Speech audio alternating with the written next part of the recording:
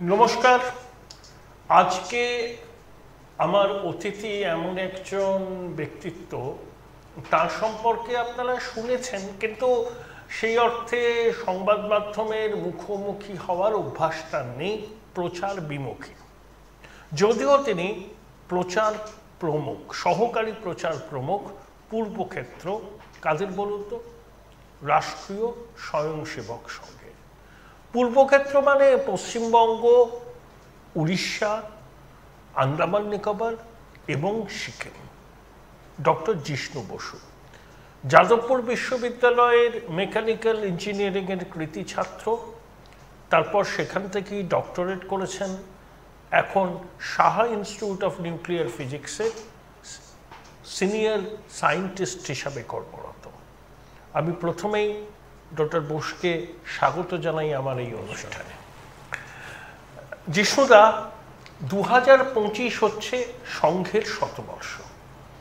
1925 সালে যে পথ চলা শুরু হয়েছে 100 বছর অতিক্রম করছে, মানে পা দিচ্ছে আর কি। আমি যা লাস্ট স্ট্যাটিস্টিক্স জানি 2016-17 আপনাদের সপ্তাহে 57,000 শাখা, দৈনিক 57,000 শাখা, সাপ্তাহিক 14,000 এবং মাসিক 6,000 শাখা হয়। এবং এই শাখাগুলোতে 15 থেকে 20 লক্ষ স্বয়ংসেবক যোগ দেন। আমি এটা 8 বছর আগের কথা বলছি, এখন ফিগারটা ঠিক কি? শাখা যেটা প্রতিদিন হয় আর যেটা সপ্তাহে একদিন হয় সেটা সাপ্তাহিক মিলন, আর যেটা তার থেকেও কম হয় অন্তত মাসে একদিন নির্দিষ্ট দিনে হয় সেটা সংঘমণ্ডলী। সেইটা সর্বভারতীয় ক্ষেত্রেও অনেক বেড়েছে এবং পশ্চিমবাংলাতে সেটা এই যে সময়ের কাল বললেন তাতে অনেকটাই বেড়েছে। যে সংখ্যা আপনি বললেন তার থেকে অনেকটাই বেড়েছে। আনুষ্ঠানিকভাবে এখনো পর্যন্ত রাষ্ট্রীয় স্বয়ংসেবক সংঘের 36টা অ্যাফিলিয়েট আছে আনুষ্ঠানিকভাবে। সেটা কি বেড়েছে না 36 ফিগারটাই কনস্ট্যান্ট? এবং আরো অনেক আছে যেগুলো মানে আনুষ্ঠানিকভাবে অ্যাফিলিয়েট বলে হয়তো আপনারা স্বীকৃতি দেন না। 42টি সংগঠন আমাদেরই বিচার পরিবারে, মানে আমরা যে বিচার, যে ভাবনা, ভারতবর্ষকে মাতৃরূপে সাধনা করার যে তপস্যা, তাতে 42টি সংগঠন সমবিচার যাদের, আমরা বলি বিবিধ ক্ষেত্র, মানে এক একটা সমাজের এক একটা জায়গায় তারা স্বয়ংসেবকেরা কাজ করছেন। এরকম 42টি সংগঠন আছে। তার মধ্যে অনেক রাজ্যে দু একটি কম বেশি আছে, কিন্তু সর্বমোট 42টি সংগঠন এরকম আছে। তাতে স্বয়ংসেবকেরা সমাজের বিভিন্ন কাজ করছেন। এবং এই প্রত্যেকটি সংগঠনের শীর্ষে কি প্রচারকরা আছেন?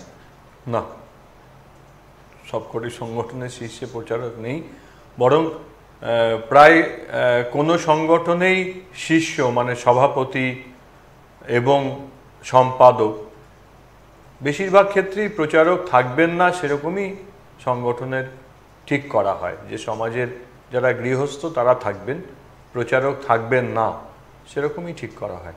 কিন্তু গৃহস্থদের ক্ষেত্রে তো তাদের সাংসারিক দায় দায়িত্ব অনেকটা থাকে, সেটাকে ফুলফিল করে কতটা সময় সংগঠনের কাজে দেওয়া যায়? আমাদের যে কারণের জন্য রাষ্ট্রীয় স্বয়ংসেবক সংঘ শুরু হয়েছিল 1925 সালে, ডাক্তারজি মানে ডক্টর কেশব বলিরাম হেডগেওয়ার, তার ভাবনাই ছিল সমাজের সব লোক দেশের কাজ করবে। তা সব লোক তো আর পূর্ণ সময় দিয়ে করবেন না, তার জন্য সমাজের যারা গৃহস্থ, যারা অন্য সাংসারিক কাজেও আছেন, তাদের সংসার আছে, স্ত্রী পুত্র কন্যা আছে, তারাও সংঘের এবং সংগঠনের দায়িত্ব নেবেন, এটাই আমাদের মডেল। এবারে যেহেতু আমার মতো গৃহস্থরা একটু কম সময় দিচ্ছেন, তার জন্য কিছু মানুষকে পুরো সময় দিয়ে করতে হচ্ছে। কিন্তু সমাজ সংঘময় হবে, মানে আমাদের সমাজের সংঘের যে ভাবনা, দেশকে ভালোবাসা, সেটা প্রত্যেক ভারতবাসীর মনের মধ্যে আসবে। তারা কিছুটা সময় সমাজের জন্য, দেশের জন্য সময় দেবে, এটাই আমাদের আদর্শ মডেল। তাই সংগঠনগুলোর শীর্ষ পদে তারাই আছেন, যারা সাংসারিক জীবনে তাদের সংসারের বিভিন্ন দায়িত্ব পালন করেন। জিষ্ণুদা, আপনি বললেন 42টা সংগঠন একদম সরাসরি আরএসএস এর অ্যাফিলিয়েট। তাছাড়াও নিশ্চয়ই বহু সংস্থা আছে যাদেরকে আপনার অ্যাফিলিয়েট হিসাবে তো আনুষ্ঠানিক স্বীকৃতি দেন না, কিন্তু সংঘের যে মতাদর্শ, যে চরিত্র নির্মাণের কর্মসূচি, দেশকে যে মা হিসাবে পুজো করার যে ডাক, সেই ডাকের সঙ্গে তারা হয়তো সহমত পোষণ। আমি বুঝতে পারলাম না, অ্যাফিলিয়েশন মানে সরাসরি যেখানে আমাদের স্বয়ংসেবকেরা আছেন, ভাতৃপ্রতিম সংঘ বা যা বলুন, কিছু আছে যেগুলো অ্যাফিলিয়েট নয়, না যেখানে সহমত। ধরুন যেখানে আমাদের স্বয়ংসেবকেরা আছেন, তারাই আমাদের বিচার পরিবার, এবং আমরা বলি বিবিধ ক্ষেত্র। সেই বিবিধ ক্ষেত্রের সংগঠন, তাতে আমাদের স্বয়ংসেবকেরা আছেন। আমাদের কোনো কিছু একসঙ্গে বৈঠক হলে তাতে আমরা সমন্বয় বৈঠক বলি, তাতে যে সংগঠনের স্বয়ংসেবকেরা আসেন তারা আসেন, তাতে অ্যাফিলিয়েশন কিছু নেই। কিন্তু অ্যাফিলিয়েটেড নয় আমি বুঝতে পারছি না, একটা সংগঠনের নাম বললে আমি আরো স্পষ্ট করে বলতে পারবো, যাকে আপনার মনে হচ্ছে যে আমাদের বিচারের সংগঠন কিন্তু অ্যাফিলিয়েটেড নয়, এরকম কি আছে? না, আমি দেখুন, অনেকে বলেন যে আমরা সংঘের মতাদর্শকে মেনে চলি, কিন্তু আনুষ্ঠানিকভাবে আপনি সরকারিভাবে হয়তো যোগ পাবেন না। যেমন মানে আমি অফেন্ড আপনাকে না, এরকম কিছু মানে আমরা তার হিসেব যে প্রত্যেক নিয়ত যে যোগাযোগ রাখা বা এরকম করা, এইরকম কিছু নেই। কিন্তু আমরা বলি ফেলো ট্রাভেলার্স, তো তারা সংঘের আদর্শ বা সংঘের স্বয়ংসেবক তারা নন, কিন্তু যে আদর্শ, যে ভাবনার কথা নিয়ে সংঘ কাজ করে, তারা অনেক ক্ষেত্রে আমাদের থেকেও বেশি সমাজের কাজ করে। যেমন আর্ট অফ লিভিং, পতঞ্জলি, যে রামদেব বাবার যে সংগঠন, রবি শঙ্করজির art of living, Bharat Sevashram Sangha, অনেক ক্ষেত্রে সমাজের জন্য, হিন্দু সমাজের জন্য আমরা যা করতে পারি তার থেকেও বেশি কাজ তারা করেন। তাতে স্বয়ংসেবকও নেই, বা আমাদের সঙ্গে নিত্য দিনের যে রুটিন মাফিক বসা বা এরকমও কিছু হয় না, কিন্তু তারা ফেলো ট্রাভেলার্স, মানে আমরা যে আদর্শ নিয়ে কাজ করছি তারা সেই আদর্শ নিয়ে কাজ করছেন, এবং অনেক ক্ষেত্রে আমাদের থেকে অনেক বেশি কাজ করছেন। যিশুদা, অখিল ভারতীয় প্রতিনিধি সভা, এর কনসেপ্টটা কি? এখানে কি থ্রেডবেয়ার ডিসকাশন হয়? আপনারা কি ঐক্যমত্যের ভিত্তিতেই সবকিছু নিয়ে করতে চান? ঐক্যমত্যের ভিত্তিতেই হয়। অখিল ভারতীয় প্রতিনিধি সভাতে যেমন এবারে বাংলাদেশ নিয়ে প্রস্তাব এসেছে, সেই প্রস্তাব 3টে স্তরে আলোচনা হয়। অখিল ভারতীয় স্তরে আলোচনা হয়, তারপরে প্রান্ত প্রচারক, প্রান্ত কার্যবাহদের একটা মিটিং, একটা বৈঠক হয়, তাতে অখিল ভারতীয় যারা কার্যকারিণী তারাও থাকেন। তারপরে অখিল ভারতীয় কার্যকারিণীর বৈঠক হয়, যেখানে সংঘ চালকেরা থাকেন, মানে বিভাগ ক্ষেত্র সংঘ চালকেরা, তাতে আলোচনা হয়। তারপরে অখিল ভারতীয় প্রতিনিধি সভায় প্রায় 1600 প্রতিনিধির সামনে, প্রতিনিধি প্রান্ত থেকে আসেন, তারপরে প্রতিনিধি ছাড়াও বিভিন্ন দায়িত্বের যে স্বয়ংসেবক আছেন তাদের সামনে ওই রকম 1600-1700 সংখ্যার যারা সদস্য সারা ভারতবর্ষ থেকে আসেন, তাদের সামনে আলোচনা হয়। সেখানে উপস্থিত যে কোনো স্বয়ংসেবক তার মতামত দিতে পারেন। সেই আলোচনার পরে তারপরে কিছু ঠিক হয় এবং সেটা ফাইনাল হয়। সেই সিদ্ধান্ত যেটা চূড়ান্ত হয় সেটাই আমরা জনসমক্ষে বলি বা আমাদের মতামত হিসেবে প্রকাশ করি। যিশুদা, এতগুলো সংগঠন, মানে যারা রাষ্ট্রীয় স্বয়ংসেবক সংঘের নীতি আদর্শ মেনে চলে, এবং এই সংগঠনগুলোতে প্রচারকরাও আছেন বা গৃহীরাও আছেন, কিন্তু প্রত্যেকেই আরএসএস এর আদর্শ মেনে চলেন। আমাদের বাস্তব কি বলে দেখুন, এতগুলো সংগঠন কখনো কিন্তু সেভাবে কেউ কিন্তু এই আমরেলা থেকে বেরিয়ে যায় না। হ্যাঁ, অন্য ক্ষেত্রে কি আমরা দেখি 5টা সংগঠন হলেই 3জন একদিকে 2জন একদিকে। এই বন্ধনের, এই রসায়নের পিছনে কারণটা কি? একটা বোধহয় হয়েছিল গোয়াতে ল্যাঙ্গুয়েজ পলিসি নিয়ে, যেখানে আরএসএস একটু ভাগও হয়েছিল, পরে আবার সেটাকে করে নিয়ে আসে। কোনো সংগঠন তার থেকে বাদ হয়ে যায় না, বাদ হয়ে যায়নি, একটা ডিসপিউট হয়েছিল ল্যাঙ্গুয়েজ ডিসপিউট। দেখুন, মানে এই মতানৈক্য হতেই পারে, কিন্তু মনের অনৈক্য হয় না। তার কারণ ভালোবাসা। স্বয়ংসেবকরা একজন অপরকে ভালোবাসে, এবং কখনো যদি তর্ক হয়, কখনো যদি মতবিরোধ হয়, মনের বিরোধ হয় না, কারণ আমরা জানি যে সেই লোকটি যে আমার সঙ্গে আমার মতের বিরুদ্ধে কথা বলছে, সেও আমাকে আত্মীয়ের মতোই ভালোবাসে। এই বিশুদ্ধ ভালোবাসা স্বয়ংসেবকদের মধ্যে, এটাই এই একসঙ্গে রাখার কারণ। আরেকটা কারণ হচ্ছে যে কোনো সংগঠন, এই যে সংগঠনগুলো বললেন, যেমন শ্রমিক ক্ষেত্রে ভারতীয় মজদুর সংঘ কাজ করে, অখিল ভারতীয় বিদ্যার্থী পরিষদ, এবিভিপি, তারা ছাত্রছাত্রীদের মধ্যে কাজ করে। এমআরএম, মুসলিম রাষ্ট্রীয় মঞ্চ, ওটা কি ডাইরেক্টলি আপনাদের সঙ্গে? আমি যে সংগঠনগুলো বুঝি, সেই সংগঠনগুলো আমাদের ওই বিচার পরিবারের, মানে যারা ফেলো ট্রাভেলার না, তারা আমাদের বিবিধ ক্ষেত্র, সেখানে স্বয়ংসেবকেরাই তার দায়িত্বে আছেন। তাই ভারতীয় মজদুর সংঘ, এবিভিপি, ভারতীয় কিষাণ সংঘ, এই সংগঠনগুলোর তাদের নিজেদের সিদ্ধান্ত নেওয়ার সম্পূর্ণ দায়িত্ব এবং অধিকার সেই সংগঠনের। সেইখানে রাষ্ট্রীয় স্বয়ংসেবক সংঘ কিছু একটা চাপিয়ে দেবে সেরকম নয়। তাতে যারা স্বয়ংসেবক থাকেন তাদের মাধ্যমে আমরা কখনো কথা বলি। তরুণ কিষাণ সংঘের কিছু কথা হচ্ছে, কিষাণ সংঘ এসে বললেন যে মিনিমাম সাপোর্ট প্রাইস এতটা হওয়া উচিত।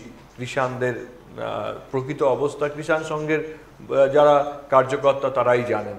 রাজনৈতিক ক্ষেত্রে যে স্বয়ংসেবক কাজ করছেন তাকে আমরা বললাম যে রাজনৈতিকভাবে কিন্তু কিষাণদেরকে বাঁচানোর জন্য এই কাজটা করতে হবে, এবং এটাই করা।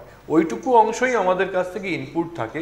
তারপরে তাদের সংগঠনের ফাইনাল ডিসিশন তাদের নেওয়ার সম্পূর্ণ অধিকার, এবং সেটাই ঠিক করা আছে। যেহেতু কোনো সংগঠনের সিদ্ধান্তের ক্ষেত্রে অহেতুক নাক গলানো হয় না, সেটাও সম্ভবত আরেকটা কারণ যে এতদিন ধরে এই সংগঠনগুলো যেখানে স্বয়ংসেবকেরা আছেন, তারা আমরা একসঙ্গে ভাতৃপ্রতিম সংগঠন হিসেবে এই বিবিধ ক্ষেত্রে কাজ করছে। আমি যদি আরএসএসকে বলি কালচারাল এন্টারপ্রেনার, যারা তাদের সাংস্কৃতিক ভাবধারাটাকে সেল করতে চাইছে দেশের মানুষের কাছে, এই টার্মিনোলজিটা ঠিক হবে? কালচারাল এন্টারপ্রেনার না, মানে এটা সংগঠন হিসেবে যদি বলেন তাহলে আমাদের এটা হিন্দু ফ্যামিলি অর্গানাইজেশন, হিন্দু পারিবারিক সংগঠন। পরিবারে যেমন হয়, পরিবারের একজন দুর্বল সদস্যকে সবল সদস্য যেভাবে সহযোগিতা করে, বা পরিবারের কারোর কিছু ক্ষতি হলে, কারোর কিছু অসুবিধা হলে বাকিদেরকে একই রকমভাবে উদ্বিগ্ন দেখা যায়। রাষ্ট্রীয় স্বয়ংসেবক সংঘ হিন্দু ফ্যামিলি অর্গানাইজেশন, হিন্দু একটা পারিবারিক সংগঠন, হিন্দু পরিবারের সংগঠন, এটা বলাটাই ঠিক। এই সংগঠনে মুসলিমদের কিছু ভূমিকা আছে, যারা রাষ্ট্রবাদী মুসলিম? অবশ্যই। ভারতবর্ষকে আমি যে একটু আগে বললাম যে আমরা চাই সকলেই সক্রিয় হোক, সেটা বলার ক্ষেত্রে আমি হিন্দু কোনো একটা ধর্ম মতের কথা বলিনি, সকল ভারতীয়। তাই যারা ভারতবর্ষকে মা বলে মনে করেন, যারা ভারত মাতা কি জয় বলেন, যারা ভারতবর্ষের জন্য, ভারতের কল্যাণের জন্য তারা নিজেদেরকে মনে করেন যে সেটাই তাদের জীবনের মূল লক্ষ্য, সেই দেশপ্রেমিক প্রচুর মুসলমান, যারা ধর্ম বিশ্বাসে মুসলমান, এরকম অনেকে আছেন যারা রাষ্ট্রীয় স্বয়ংসেবক সংঘের কাজ করেছেন, এবং এই যে বিবিধ সংগঠন বললাম বিবিধ ক্ষেত্রে, তাতেও প্রচুর সংখ্যক কাজ করেছেন। এইরকম মুসলমান, খ্রিস্টান সম্প্রদায়ের অনেক মানুষ আছেন। যিশুদা, আমার এটা একদম মানে মনে হয় ব্যক্তিগতভাবে, আমি জাস্ট জিজ্ঞেস করছি আপনাকে, যে যে ধর্মের উৎপত্তি স্থলেই ভারতীয় উপমহাদেশ, যেমন হিন্দু ধর্ম বলুন, শিখিজম বলুন, বৌদ্ধ ধর্ম বলুন, জৈন, তাদের সঙ্গে আপনাদের অ্যাফিলিয়েশন অনেক বেশি, অনেক আপনারা মনেই করেন যে এটা বৃহত্তর হিন্দু পরিবারের অংশ। কিন্তু যে ধর্মের সৃষ্টি ভারতীয় উপমহাদেশে নয়, তাদের সঙ্গে বোধহয় আপনাদের দূরত্ব আছে, মানসিক দূরত্ব এবং একই সঙ্গে আধ্যাত্মিক চেতনার ফারাক। হিন্দু কথাটা যেটা, সেটা তো সংস্কৃত শব্দ নয়, এটা বাইরে থেকে যারা সিন্ধু থেকে হিন্দু, যারা শব্দটি অক্ষরটি বর্ণটি যাদের বর্ণমালায় ছিল না, তারা হিন্দু বলতো। এবারে এখানে তখন বৌদ্ধ পূজা পদ্ধতি, জৈন পূজা পদ্ধতি সবই ছিল, তাই বাইরের লোকের দৃষ্টিতে তারা সকলেই হিন্দু ছিল। মানে যারা এইখানের এই সিন্ধুর এদিকের এই আর্যাবর্তের মানুষ, যারা ভারতবর্ষের এই সাবকন্টিনেন্ট, এই উপমহাদেশের মানুষ, তারা হিন্দু ছিল বাইরের লোকের দৃষ্টিতে। এবং এই হিন্দু যে ছিল, তাদের একটা কালচারাল আইডেন্টিটিও ছিল। রবীন্দ্রনাথ ঠাকুর তার ধর্ম গ্রন্থে মানুষের ধর্ম বলেছেন, যে আসলে আমরা আগে হিন্দু ধর্ম বলতাম না, আমরা বলতাম ধর্ম। ধর্মটা উপাসনা পদ্ধতির সঙ্গে সম্পর্কিত নয়। ধর্মটা কি? ধর্মটা বলে যে আহার নিদ্রা ভয় মৈথুনাঞ্চ সামান্য মেতৎ পশুভি নরানম ধর্ম হি তেষমাধিকা বিশেষ ধর্মেন হীনা পশুভি সমানা। মানে আহার নিদ্রা আর বংশবৃদ্ধি, এটা মানুষ আর পশুর মধ্যে সমান, মানে একই রকম গুণ। ধর্মই একটা বিশেষ গুণ যেটা মানুষের আছে, পশুর নেই। আর ধর্মহীন মানুষ পশুর সমান। তার মানে এই যে মনুষ্যত্বের যে অংশটা, তাকেই ভারতীয়রা ধর্ম বলতো। মানে বহুদিন থেকে রবীন্দ্রনাথের এটাকে খুব সুন্দর ব্যাখ্যা করেছেন, এবং বহুদিন থেকেই ধর্ম বলতো। ধর্মের জন্য পুকুর খনন করত, ধর্মের জন্য মানুষের সেবা করত। এই যে করাটা, তাতে কতগুলো থাম রুল ছিল, মানে কোনটা ধর্ম কোনটা অধর্ম। তার সঙ্গে পূজা পদ্ধতির পার্থক্যের কিছু যেতেও আসতো না।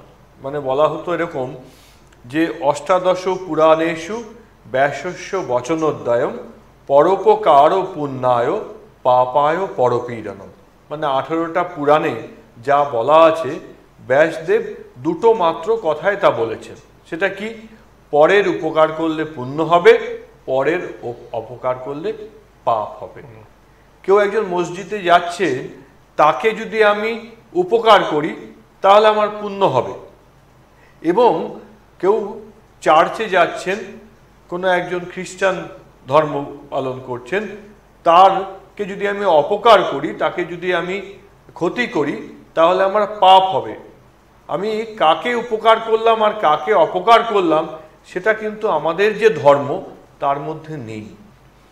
এইটা হচ্ছে ভারতবর্ষের ধর্ম। এবং শুধু তাই নয়, একাধিক জায়গায় এই ধর্মের মধ্যে অনেক ক্ষেত্রে ঈশ্বর বিশ্বাসও ছিল না। মানে ঈশ্বর বিশ্বাসটাকেও ম্যান্ডেটারি করা, বা ঈশ্বর বিশ্বাস করতেই হবে, শুধু তো কোনো উপাসনা পদ্ধতি তো নয়ই, এমনকি ঈশ্বরের বিশ্বাসের বিষয়টাও মানুষের ওপরে ছাড়া ছিল।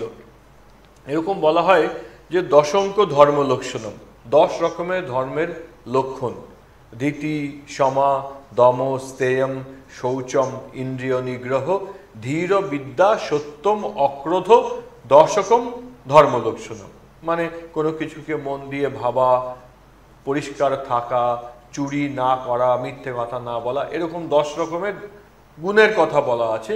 কিন্তু এর মধ্যে কোনো জায়গায় ঈশ্বর বিশ্বাসের কথা বলা নেই। কোনো একজন দেবী বা দেবতার নাম তো নেই, ঈশ্বর বিশ্বাসের কথাও নেই। মানে মনুষ্যত্বের যে পাঠ, সেটাই ছিল আমাদের কাছে ধর্ম। তার জন্য খুব স্বাভাবিকভাবেই এখানকার মানুষের মধ্যে আপনি যেগুলো বললেন যে বৌদ্ধ, জৈন এবং শিখ এবং এখানকার অন্যান্য গানপত্য, শৈব, শাক্ত, বৈষ্ণব, সবের মধ্যেই এই যে ধর্ম লক্ষণ এবং মানুষের উপকার করলেই পুণ্য হবে, মানুষের অপকার করলেই পাপ হবে। নরসিংহ মহতার সেই গানটা গান্ধীজি খুব ভালোবাসতেন, বৈষ্ণব জানত তে না কহিয়ে যে পীর পড়াই জানে রে, যে অপরকে ভালোবাসতে জানে সেই বৈষ্ণব, মানে পরোপকার পুণ্যায় পাপায় পরপীড়নম। এটা আমি একটা উদাহরণ দিলাম। গুরু নানকজির কথার মধ্যে এরকম আছে, একজন শুনছে আরেকজন বলছে, যে শুনছে এবং যে বলছে, নানক বলছেন দুজনই জ্ঞানী। মানে শুধুমাত্র যে বলছে সে জ্ঞানী নয়, যে শুনছে সেও জ্ঞানী। তার মানে অন্যকে, মানে তোমার পথটা ঠিক, আমার পথটাও ঠিক কিনা শোনো, এটাই হচ্ছে ভারতবর্ষের ধর্ম। সেই ভারতবর্ষের ঐতিহ্য সংস্কৃতিকেই রক্ষা করার জন্যই রাষ্ট্রীয় স্বয়ংসেবক সংঘ কাজ করে। জিষ্ণুদা, আপনারা প্যান হিন্দু আইডেন্টিটি এবং ইউনিটির কথা বলেন, এবং আমি লক্ষ্য করেছি, আপনি নিশ্চয়ই আমার থেকে আরো ভালো জানেন বিষয়টা, বিভিন্ন ধরুন আদিবাসী সম্প্রদায় বা বনবাসী সম্প্রদায়, মূলবাসী সম্প্রদায়, তাদের নিজস্ব কিছু আচার ব্যবস্থা, দেবদেবী আছে, সেটাকেও আপনারা একটা বৃহত্তর প্যান হিন্দু আইডেন্টিটির মধ্যে নিয়ে আসছেন এবং বলছেন যে ঠিক আছে, তোমাদের আচার, তোমাদের বিশ্বাস, তোমাদের আরাধ্য সবই ঠিক আছে, কিন্তু দিনের শেষে তুমি কিন্তু একজন গর্বিত Hindu. Number one. Number two, গোমাংস ভক্ষণ হিন্দুরা করে না, বিশেষ করে আর্যাবর্তের হিন্দুরা। কিন্তু আমি দেখছিলাম যে উত্তর পূর্ব ভারতে গোমাংস খাওয়া হয় এবং আরএসএস সেই বিষয়ে ভীষণ রকম ফ্লেক্সিবল। এই ডাইকোটমিটা আপনি যদি একটু এক্সপ্লেন করেন।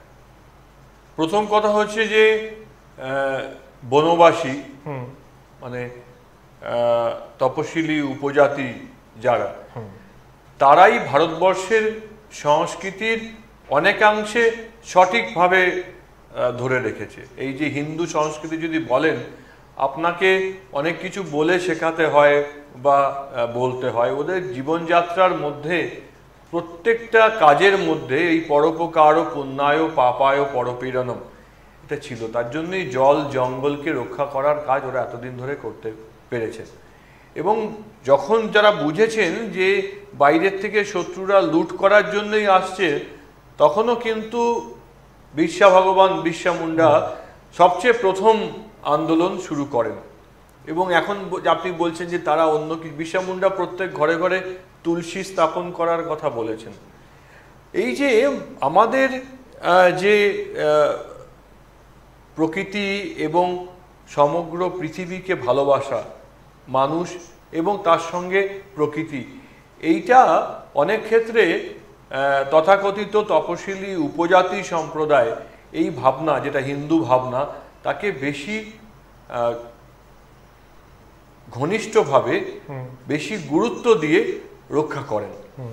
এবং এটা করেন বলেই বহুদিন যাবৎ বিদেশি আক্রমণের পরেও আমাদের সংস্কৃতি টিকে ছিল। তাই যদি আমরা আজকের ভাষায় হিন্দুত্বের বলি, ভারতীয়ত্ব বলি, তার অনেকটা অংশ এদের তপশিলি উপজাতি যে বিভিন্ন সম্প্রদায়, তারাই রক্ষা করেছেন এবং সঠিকভাবে ভারতবর্ষের আসল উদ্দেশ্য কি সেটা তারাই বুঝেছেন। তাই স্বাভাবিকভাবে তাদের যে ভাবনা, সেই ভাবনা থেকে অনেক ক্ষেত্রে এরকম মনে হয় এই ভাবনাটা আজকের শহরের যারা বাস করছেন তাদের মধ্যেও যদি সঞ্চারিত হয়, তাহলে সমাজটা আরো বেশি সুন্দর হবে। আর দুই, এই গোমাংস নিয়ে আপনাদের এই অবস্থান। দেখুন, গোমাংসের আসল বিষয়টা পরিষ্কার বোঝার প্রয়োজন এবং এটা নিয়েই বেশি কনফিউশন হয়।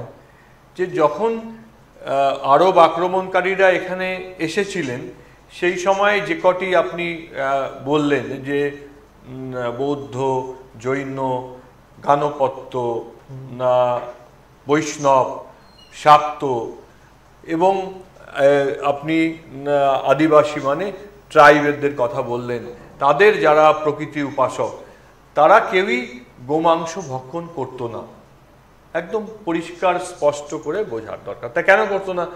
তার কারণ আমরা ওই রবীন্দ্রনাথ বলেছেন না যে দেবতারে প্রিয় করি প্রিয়রে দেবতা, তাই যে প্রিয় সাকে আমরা দেবতা করি। একটা গরু থাকলে একটা পরিবার চলে। যে গো আধারিত কৃষি, আজকে আপনি যদি নর্থ আমেরিকায় যান কিংবা ইউরোপের কোনো জায়গায় যান, সেখানে একটা ডিপার্টমেন্টাল স্টোরে গেলে বায়ো অর্গ্যানিক প্রোডাক্টের দেখছেন। অর্গ্যানিক প্রোডাক্ট মানেই তো গো আধারিত কৃষি, যেখানে আপনি আর্টিফিশিয়াল ফার্টিলাইজার, আর্টিফিশিয়াল পেস্টিসাইড দেবেন না, যে কৃত্রিম রাসায়নিক কীটনাশক দেবেন না, রাসায়নিক সার দেবেন না। তাহলে এই যে গো আধারিত কৃষি করার জন্যে সমাজ তৈরি করা, সেটা বৌদ্ধ, জৈন, গাণপত্য, শৈব, বৈষ্ণব সকলে মেনে নিয়েছিলেন এবং এর জন্য গো মাতা বা গরুকে দেবত্ব দেওয়া হয়েছিল। কেন এই সংঘাতটা? কেন সংঘাতটা হলো এর জন্যই, রবীন্দ্রনাথ বলেছিলেন যে ইসলাম এবং খ্রিস্টান ধর্মের একটা, রবীন্দ্রনাথ বলেছিলেন কালান্তরে, যে বড় সমস্যা হলো অন্যের ধর্মকে আঘাত বা ক্ষতি না করা পর্যন্ত তার ধর্মাচরণ সম্পূর্ণ হয় না। হিন্দু মুসলমান প্রবন্ধ, রবীন্দ্রনাথের কালান্তরে। অন্যের ধর্মকে আঘাত না করা পর্যন্ত, কারণ গরুটা মধ্যপ্রাচ্যে ছিলই না। আপনি কুরআন শরীফের একটা চ্যাপ্টার, চতুর্থ ও যে চ্যাপ্টার, তার নাম গরু, গো, কিন্তু তাতে গো কুরবানি করতে হবে, সেটাতে একটা তাদের ধর্মীয় আচার অনুষ্ঠানের অংশ, সেটা নেই। আজকেও যারা হজ করতে যান, তাদেরকে হজ থেকে ফিরে এলে জিজ্ঞেস করবেন যে তোমরা তো এত কুরবানি দেখে এলে, তার মধ্যে গো কুরবানি কটা হয়েছে? হয় না। তাহলে তাদের এই যে ধরুন মুঘলদের সময় পর্যন্ত তারা যে খেতেন, তাদের খাওয়ার তালিকার মধ্যে গোমাংস ছিল না, কারণ গোমাংস ওখানে পাওয়াই যায় না, আরবে পাওয়া যায় না, মুঘলরা যেখান থেকে এসেছে সেখানে ওই গোমাংসে পাওয়া যায় না। তাহলে এখানে আসার পরেই যখন ওই যে রবীন্দ্রনাথের কথায় বললাম যে অন্যের ধর্মকে আঘাত করাটা ধর্মীয় অনুষ্ঠানের অঙ্গ, যেমন মন্দির ভাঙতে হবে, তাদের বাড়ির মহিলাদের অসম্মান করতে হবে, তার সঙ্গে সঙ্গে গো হত্যা করলেই তারা যাকে দেবতা বলে মনে করে, গো মাতা বলে, তাকে অসম্মান করা হবে। তার জন্যই, যদিও আবারও বলছি, ধরুন আকবর, তারপরে জাহাঙ্গীর, তারা নিজেদের রাজত্বের সময় গোহত্যা বন্ধ করেছিলেন, কিন্তু আওরঙ্গজেব চিন্তামণি মন্দির, মানে গুজরাটের চিন্তামণি মন্দির দখল করার সময় সেখানে গোহত্যা করে সেই মন্দিরকে অপবিত্র করলেন। যখন মহারাষ্ট্রের মারাঠাদের হারানোর পরে আফগানরা ফিরে যাচ্ছে, তখন শিখেদের সবচেয়ে পবিত্র যে স্থান স্বর্ণ মন্দিরের সামনের যে পবিত্র পুষ্করিণী, তাতে গোহত্যা করে গোমাতার রক্তে লাল করে দেওয়া হয়েছে। তাই হিন্দুর মনের মধ্যে তার ধর্মের ওপরে আঘাত করার সঙ্গে তার প্রত্ন চৈতন্য, তার মধ্যে গোহত্যা জুড়ে আছে। যে আমার মন্দির যখন ভাঙা হয়েছে তখন গোহত্যা হয়েছে, আমার ইউনিভার্সিটি, নালন্দা ইউনিভার্সিটিকে যখন বৌদ্ধ ইউনিভার্সিটিকে পোড়ানো হয়েছে, এত বছর ধরে পুড়েছে, 6 মাস ধরে সেই পুঁথি পোড়ানো হয়েছে, সেই পুঁথি পড়িয়ে গোহত্যা করা হয়েছে। এই প্রত্যেকটা আমার সংস্কৃতিকে, আমার মন্দিরকে, আমার মাতৃজাতিকে যখন অসম্মান করা হচ্ছে, তার সঙ্গে গোহত্যা করে আমাদেরকে আঘাত দেওয়া হচ্ছে। আজকেও বাংলার বিভিন্ন গ্রামে দেখবেন যে কোনো একটা গ্রাম, সেখানে হিন্দুরা পদদলিত হয়েছে, হিন্দুরা দুর্বল হয়ে গেছে, তার প্রমাণ হিসেবে ঠিক গ্রামের ঢোকার মুখে একটা গোমাংস ঝুলিয়ে রাখা হয়। সেই গোমাংস ইন্ডিকেট করে যে ওই গ্রামটার হিন্দুরা পদদলিত। বাইরের যারা এই খাদ্যের বলে, দেখুন খাওয়ার ক্ষেত্রে ভারতীয় সংবিধান যা যা বলেছে, তাকে কাঁচকলা দেখায় এরা। এই পশ্চিমবাংলার ক্ষেত্রে ধরুন, পশ্চিমবাংলার ক্ষেত্রেও কাউ স্লটারের আইন আছে, তারা আইন মানে না। মজার ব্যাপার হচ্ছে যারা আইন মানে না তারা বড় বড় কথা বলেন, বৈজ্ঞানিক কথা বলেন, অমুক তমুক কথা বলেন, যেটা বৈজ্ঞানিকও নয়, আইনসম্মতও নয়। আমাদের রাজ্যে যে কটা রাজ্যে গোহত্যা করার জন্যে কাউ স্লটার করার অনুমতি আছে তার মধ্যে পশ্চিমবঙ্গ একটি। পশ্চিমবঙ্গে গোহত্যা করার আগে ফিট ফর স্লটার সার্টিফিকেট নেওয়ার বাধ্যতামূলক। ফিট ফর স্লটার সার্টিফিকেট ছাড়া হত্যা করা, যদি আপনি গরু খান বা ওটা দেখান, তাহলে এই রাজ্যের আইনের ভিত্তিতে আপনি বেআইনি কাজ করছেন। আসছি আলোচনায়, তার আগে একটা ছোট্ট বিরতি।